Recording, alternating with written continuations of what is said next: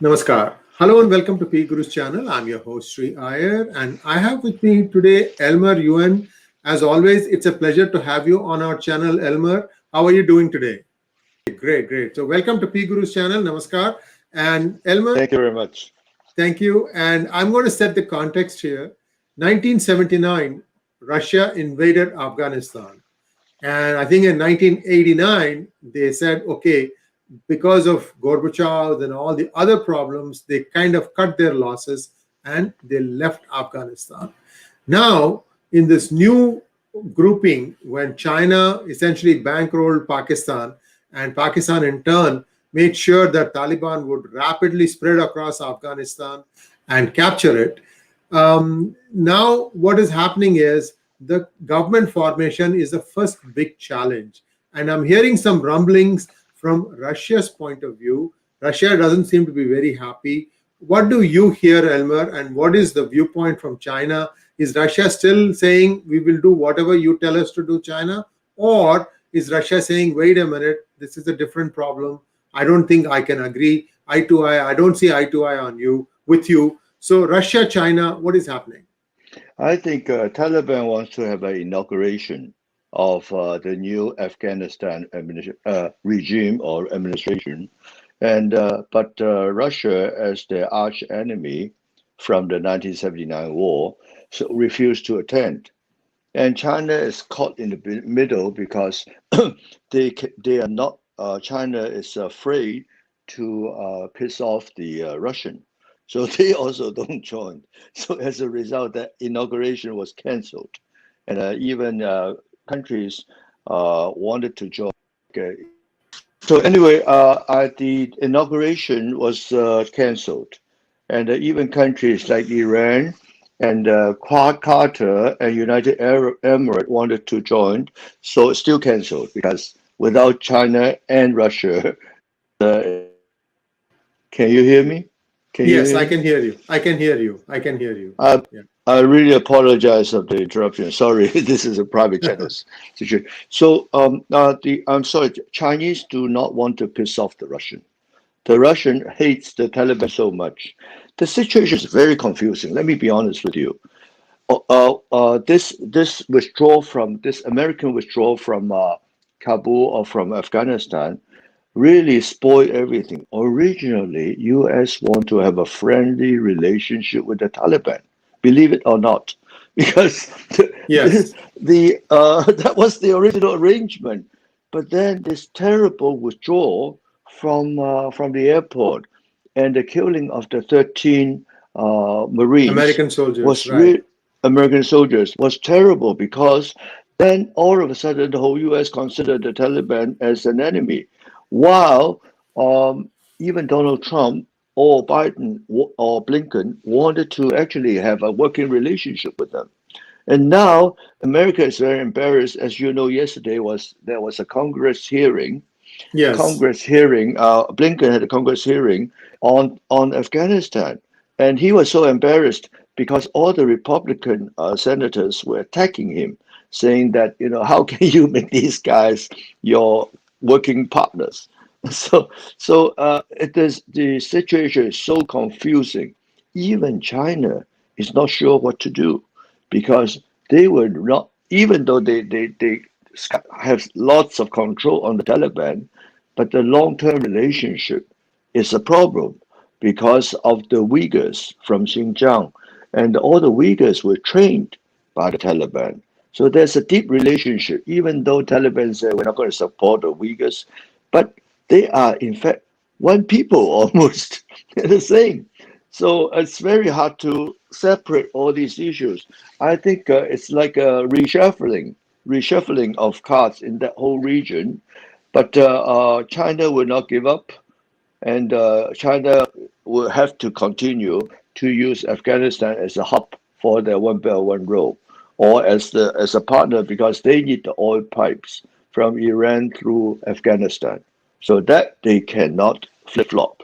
They need to keep on steady with the Taliban, have a steady relationship in order to build and maintain those future pipelines. So that is very important. In fact, I remember that India was also thinking about some kind of pipeline, right, from Iran, but it was only talking. It's never executed. Yes, yes, you're absolutely right. The problem was that India couldn't trust the pipelines to survive the 200 plus kilometers across Pakistan. That was where the Mm, problem was. And I don't think it ever got resolved. And I think was eventually dropped. And India said, yes. okay, Chabahar port, we will develop it. That way, from Chabahar to Mumbai, I think it is about 400 miles or so. So it's not too bad. They said, we'll just get the crude and we'll refine it here.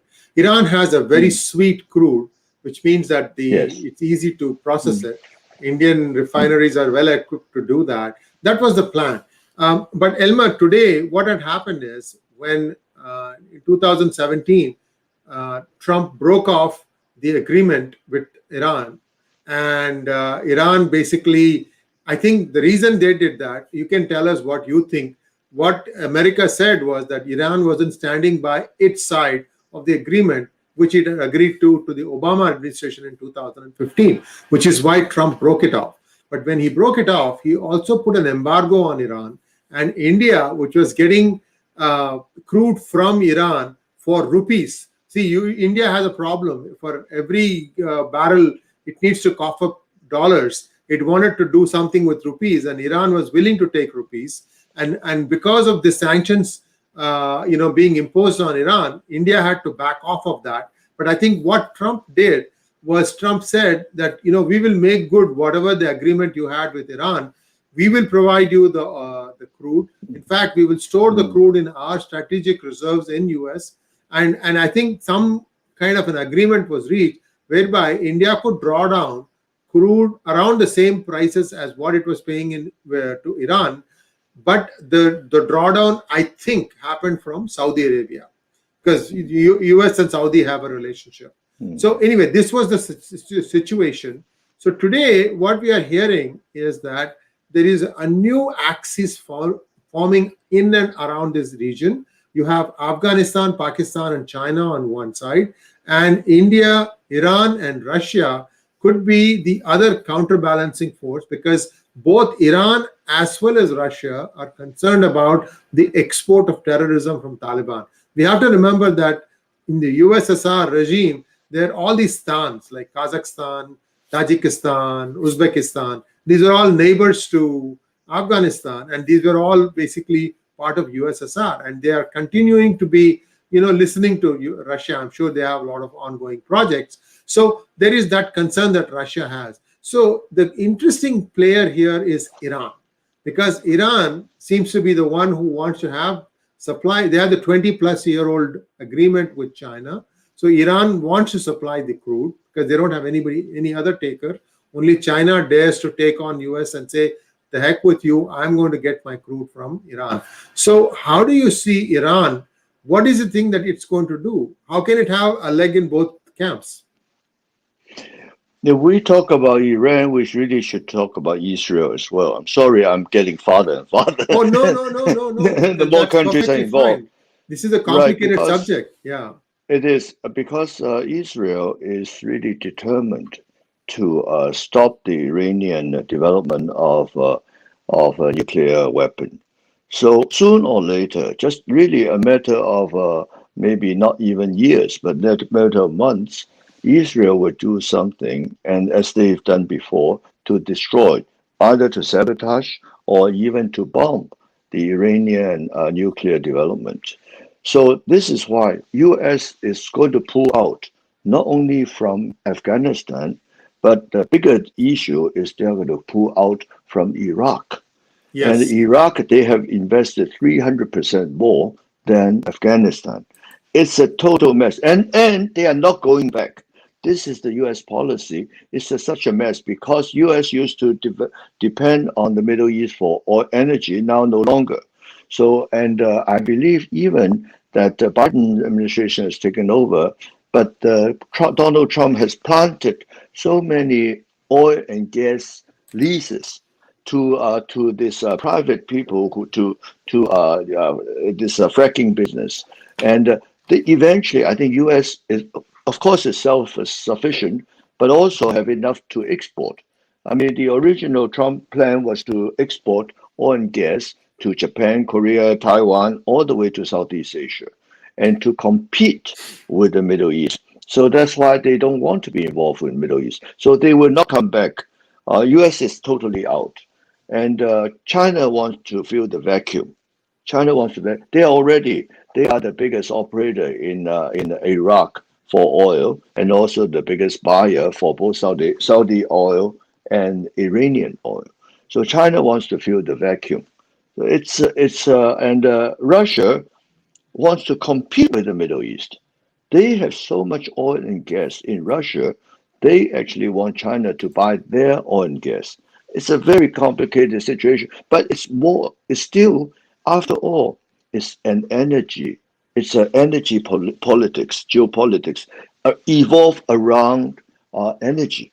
And so you have Middle East energy, you have Russian energy. Russia is huge supply.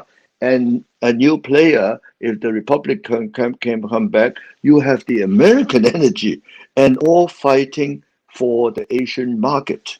And this is the long-term issue. We have to look at energy. So the competitor, Russia is a competitor, and China is really a buyer, user of the energy. Consumer. They have the biggest market. So in the end, it's China have a lot of say, because when I was there a year and a half ago, they told me even the Saudi have accepted RMB for oil. So they are the biggest buyer. So they have a lot of power too. So of course, but finally, as you know, they signed a long-term contract with Iran, 25 years contract, and that will be their biggest supply so far. And but also on the other hand, of course, the world is going to use less fossil fuel. So India, of course, you are the biggest user too, right? You Right, may right. be One of the even bigger bigger ones. than China. You may be Right. even bigger than China very soon, right? In terms of oil consumption, oil and gas Yes, consumption. yes. So I mean, I heard you just told me that Russia has always been friendly to India, Yes, as we all yes. know, right? They supply weapon technology and weapons, and so I don't really have a clear grasp. I think it's still in the turmoil right now. The situation, it will take a while to settle down. So I don't really have any conclusion to draw so far. See, one of the things that people have been drawing conclusions was that they were saying that, yes, basically, Russia is a junior partner of China. This has been the dialogue for the last couple of years at least. Yet, suddenly, we now see Russia is actually asserting itself. One of the things that you talked about, which was the Secretary of State hearings, viewers, in yesterday's hearings, there was a Republican senator who asked Blinken, the Secretary of State, a very pointed question. He said, did Putin threaten Biden? And Blinken did not say yes. He did not say no either. So we don't know what it is that Russia has over Biden, or Putin has over Biden. So now you see this whole thing is getting really, really complicated. However, some things don't change. For example, Israel, it is very determined that it will not make nuclear Iran. And it is a dangerous situation for Israel, because Iran is one of those rare countries in that region that has a gravitas to maintain and enrich uranium. They have a fairly well-established science project. Their science background is pretty strong. And that is why Israel is always trying to make sure that Iran doesn't get there. And once Iran gets that, then Iran becomes the leader of the entire area, which right now Saudi thinks they do. And then you have in between, there is this Turkey. So all sorts of things going on. But I think in days and weeks to come, a lot of this stuff is going to get sorted out. So the next question to you, Elmer, is the slightly different one. You said that you spent a fair amount of time in Iran also exploring their gas and things like that. Perhaps you can count for us a little bit about your experience dealing with Iranians as people, I am making a statement that they're pretty good technologically. What was your thoughts? No, Iran, like India and China, it's a very, as we all know, it's a very old culture. With Yes. old culture, people's mind are better in studying, in the academic and so on. So the Iranians are very good engineers, very, very good engineers. Of course, in mathematics, I mean, compared with India, they may not be that good because they are dragged down by this Muslim. You know, that religion is not very progressive. So, but they are good. I used to have Iranian PhDs working for me on research on wireless 3G and 4G research, and they're not bad at all. I mean, all these old cultures counts in terms of their ability to do R&D. So anyway, I've been to Iran many times in the 70s, even before Khomeini went back. And I was at the airport when Khomeini landed in Tehran. So I saw all the change. It's a terrible situation. It's a little bit like Afghanistan, the whole country ruined by the mullahs. And suddenly, all my good friends there, suddenly, all of a sudden it became revolutionary, and then start realizing it's all wrong. So, but they are very, very friendly with mainland China or the communists, and the communists knows how to handle them. Right? So, very, very close. They have access to all the most advanced weapon from China after they've signed the 25-year-old contract, the energy supply contract. They gave China a super low price, and in return, China gave them almost access to all their weapons. So I would say it's really going back to what you remember the George Bush Jr. was saying is an axis of evil, or Ronald Reagan was calling it an axis of evil, consists of China and Iran, North Korea, and right now I would say even Qatar in a way is supporting them, which is unfortunate. So, and now of course it's also include the Afghanistan. So that axis of evil has really been formed, and Russia may not be part of it. I think the minute the Republican comes back into power, they are going to, if Donald Trump or his successor, or whoever comes back into power, they're going to make peace with Putin. And Putin definitely does not want to join the axis of evil. He wants to be standing with the free world. So the axis of evil is very serious, but it's not bad. Without Russia, they are not that powerful. Russia is not aggressive, but with Russia's help, they can become very powerful. But without Russia, the axis can be destroyed. So that's the way I view this. So, so we have again, alignments that could change. So the most important thing that we have observed in the last week or so is this separation between Russia and China, and it's come out in the open in Taliban's swearing-in ceremony. Now, we don't know when that is going to happen. In fact, now we are also hearing that their spiritual leader is also missing.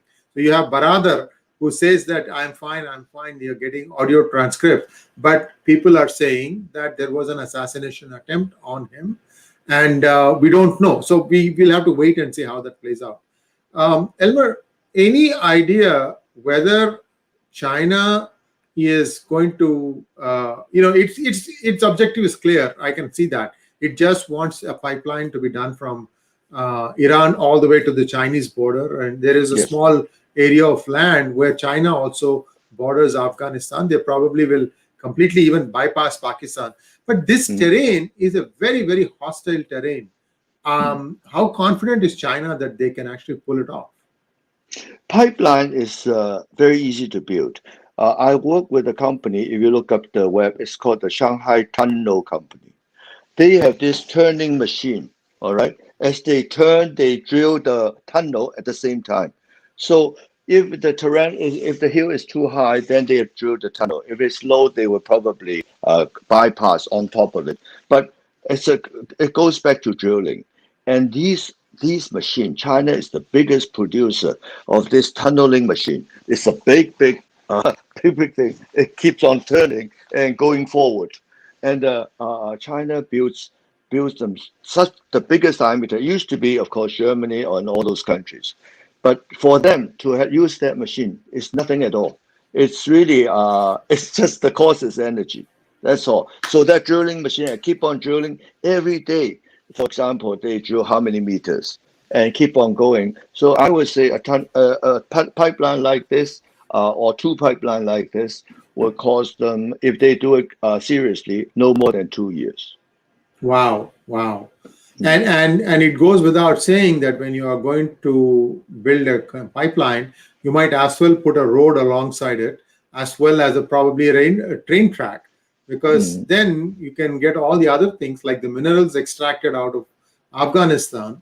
That also can go. So essentially what it's looking like by looking at the pieces on the table, China's plan is to make this one pipeline / road / rail link, and then use that as a conduit to essentially squeeze out all the resources from Afghanistan, plus also get access to cheap energy and oil from Iran.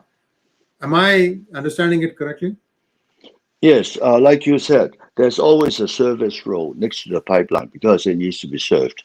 And the pipeline is not only for oil, it's also for gas. So they will really compress the gas into 10 megapar. Par is the pressure. So you can ship oil and gas through the pipe, and then the service road can be used for communication, all right, and also for transport of the Afghan minerals. I mean, that's the way it goes. And if they want it, they can also build a railway, a simple railway for cargo next to the pipeline. That is for them. This is something that China is very, very good at. So if this is what they really call one belt, one road, to be able to access all the way to the Middle East and keep on going all the way to Europe. And that's the way this is one belt, one road. And China is very good with tunneling, with building roads, building railway. They are really, really good at. They are, I would say, 50 times more efficient than America. Wow, wow. That's amazing. Now, let's take a look at one other thing. You mentioned in passing in one of our conversations that China is finding it very difficult to carry out the vaccination program for COVID. Do you have any idea on where that stands now?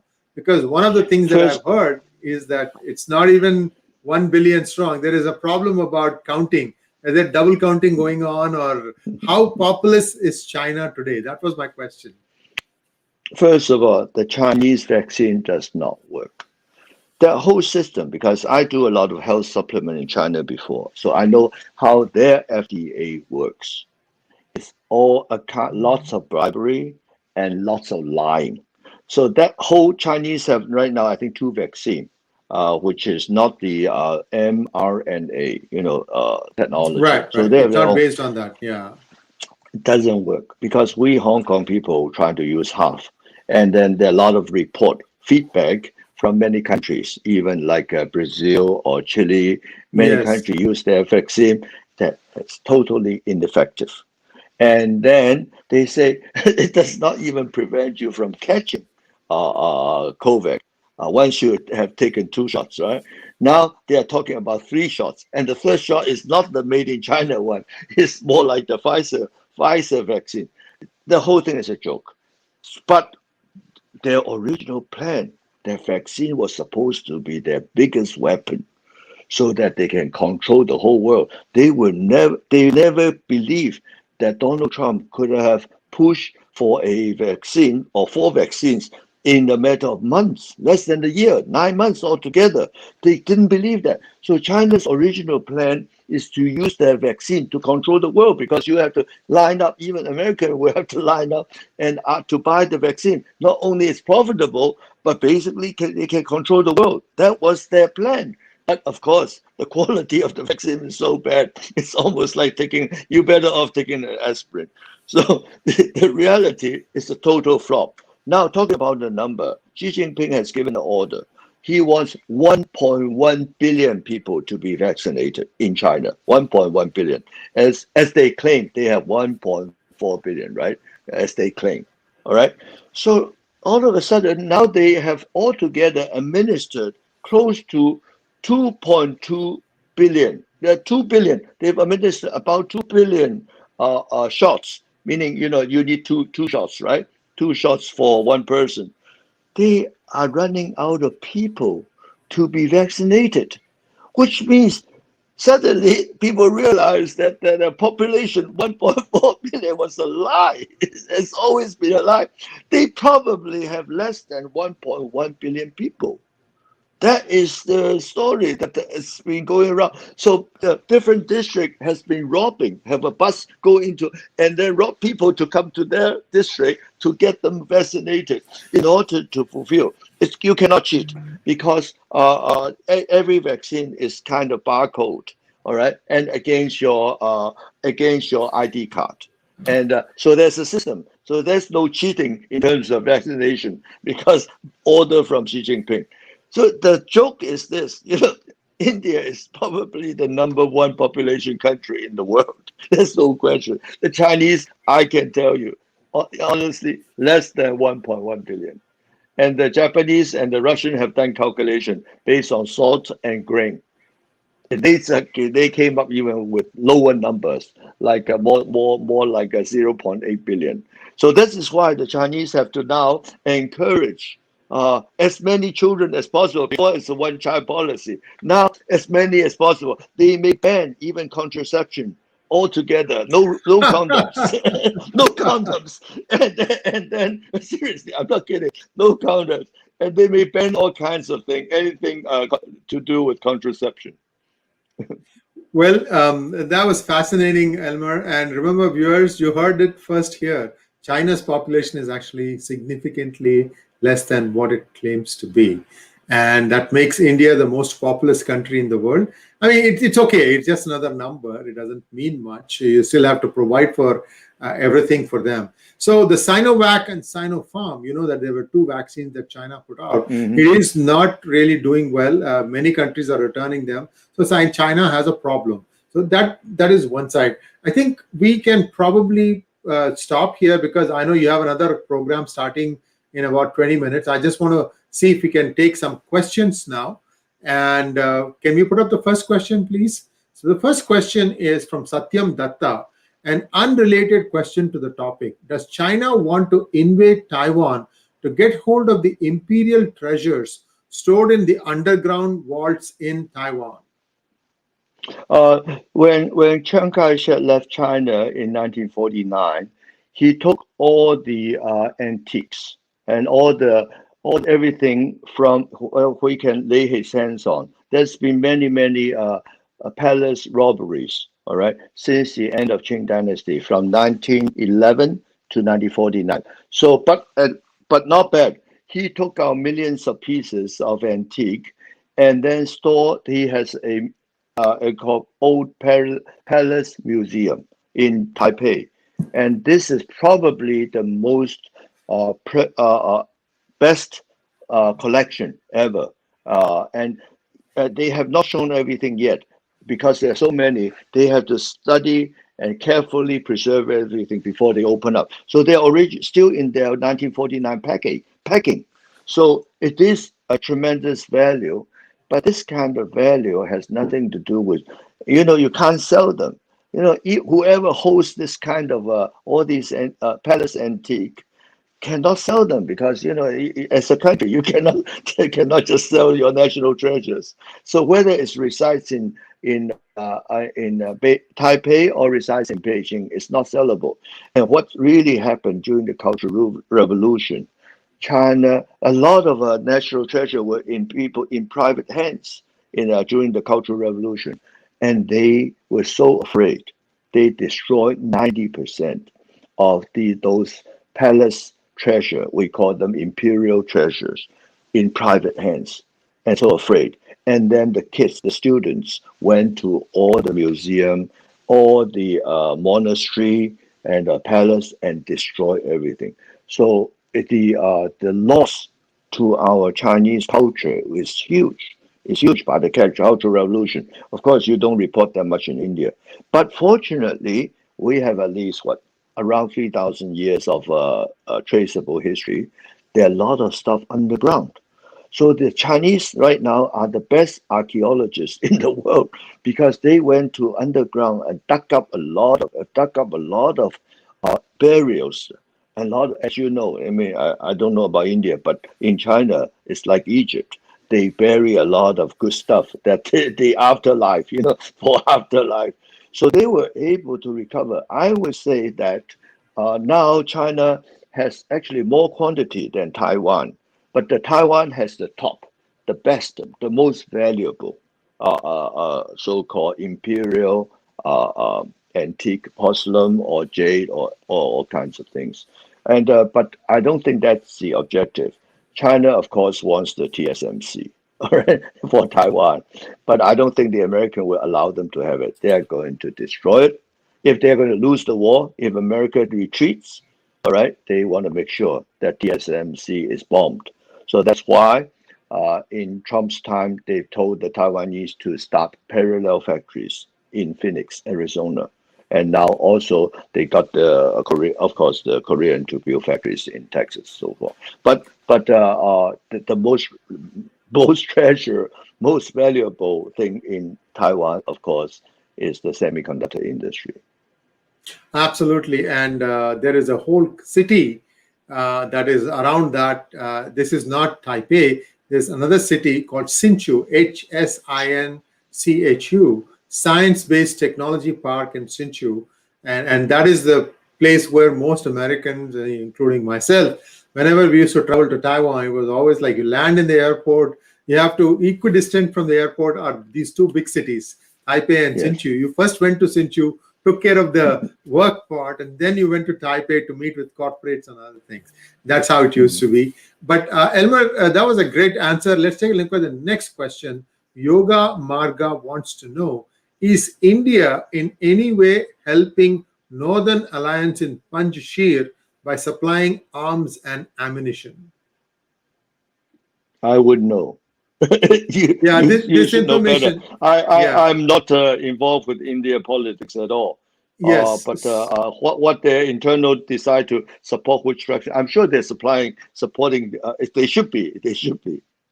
Yes. So this part we will get it from Major General Bakshi, and we are hoping to have him back this week. So we will stay tuned on that one. Next question, please. Sharada Tata wants to know. Sarada Tata wants to know, can the world do anything to rekindle the Tibet issue? Can Tibet ever break away from China? Tibet, unfortunately, when after 1949, after the communists took over, in fact, they have no control of Tibet or Xinjiang. It's very difficult to travel to those places.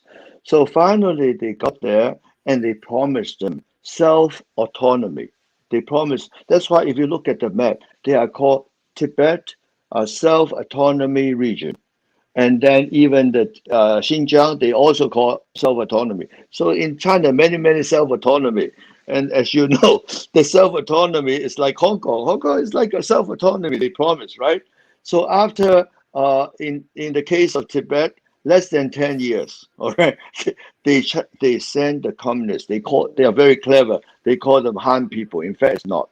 But of course, most of the Communist Party members are Han people. So they send the Communist Party members in and basically taken over everything, very much like Hong Kong. And the most important thing in Tibet, in fact, they have lots of natural resource, because the plateau, the Tibetan plateau, as they rise up, a lot of mineral has been also risen up together with the land, and you can extract them much easier. You can go almost sideways. And so they've taken up Tibet and they've taken up Xinjiang. Xinjiang is a huge reserve of oil, huge reserve. It's called Kalamayo, that area, huge reserve of oil. So all these self-autonomy, now there are more Chinese or Han Chinese than the minorities, all right? So this is how they do it. And basically, And if I'm minority, of course I'm angry. What's below the ground belong to us. Now every day they see this big shipment going away. This natural resource. Every day they're shipping by railway or by trucks. Of course they're angry. So, but this is how they do it. It's exactly the same as Hong Kong. They promise, they break their promises, and then that's why Dalai Lama has to leave, right? I mean, it's nonsense. But going back to answer your question, I think I'm one of the activists. I think eventually China will become, will be split up, maybe into 5 or 6 different autonomy regions. All right, and Hong Kong will dominate the Cantonese part, and Taiwan maybe Hokkien part, and then the Uyghurs wants to have their own, and they may kick the communists back out of Xinjiang, and the Tibetan wants to do the same. So really, everybody like us, we are counting on the breakup of the CCP, Chinese Communist Party. So eventually, China may become a federated state, may become a federated state, about 5 or 6 different regions based on dialects and based on dialect or even language. Tibetan have a different language altogether. So based on different dialects and culture and religion, it may happen.